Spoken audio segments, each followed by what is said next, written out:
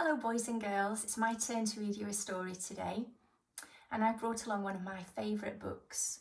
It's called Little Frog by a Danish cartoonist and author called Jakob Martin Strid. This book's actually won an award, but I'm going to read it to you just because I think it's very silly and very funny, and I hope you enjoy it. It's got some great illustrations too, so watch out for them.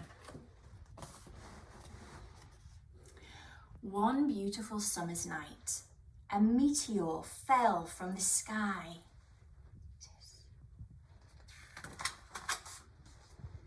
It went through the roof and landed on the television owned by the frog family. The meteor cracked and inside was a little frog. Father Frog and Mother Frog hugged him. "Oh, how cute," they said. "From now on, you shall be our little frog." And they called him Little Frog. The frog family loved Little Frog very much. The two children, Middle Frog and Big Frog, became Little Frog's brother and sister. But as time went on, they realised that Little Frog was very naughty. One morning, he got up especially early and drew all over Father Frog's face while he was sleeping. Then he went into the kitchen and baked the telephone. Oh my word. And he washed all the books with hot water and made lots of bubbles.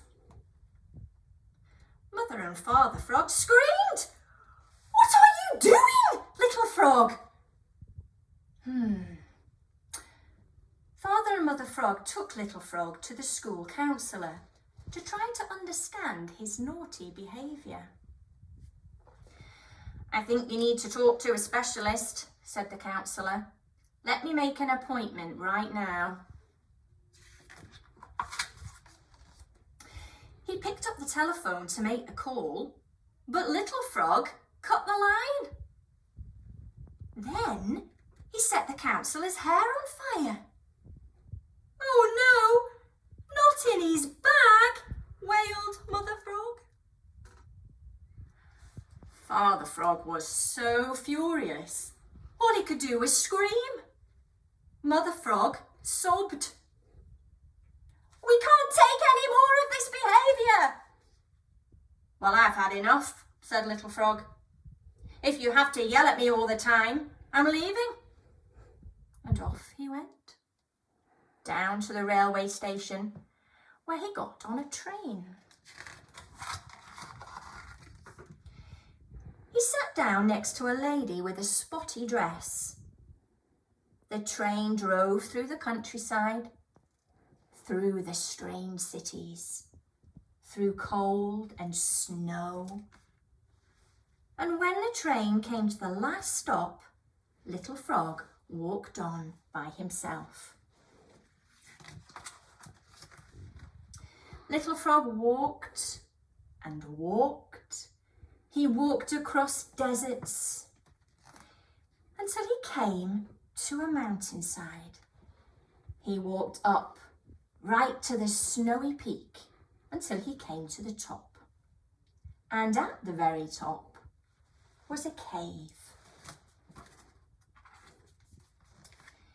Inside the cave was a very old man. He had long white hair and a long white beard. And in front of the old man was a very old, thick book. Slowly, the old man opened his eyes. "So, what can I do for you, Little Frog?" he said. "I'm really naughty," said Little Frog. "Nobody likes me." "Oh," laughed the old man. "I'm sure you're not that naughty. You just need to find a quiet space inside yourself. Sit next to me and close your eyes," said the old man. Little Frog closed one eye, then the other.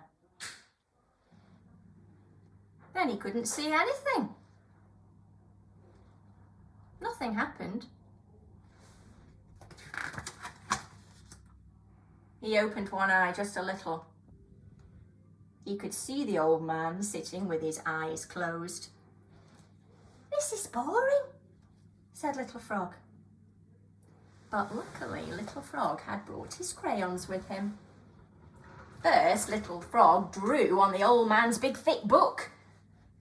And when he ran out of pages, he drew on the old man's face. "What are you doing?" screamed the old man. "You are the naughtiest frog I've ever heard of in my life. Get off my mountain." Little Frog rolled all the way down the mountain and ended up in a heap of cold snow. He sat there for a while, wondering what to do. "I'm so naughty. Nobody likes me," he said. "I've got nowhere to go."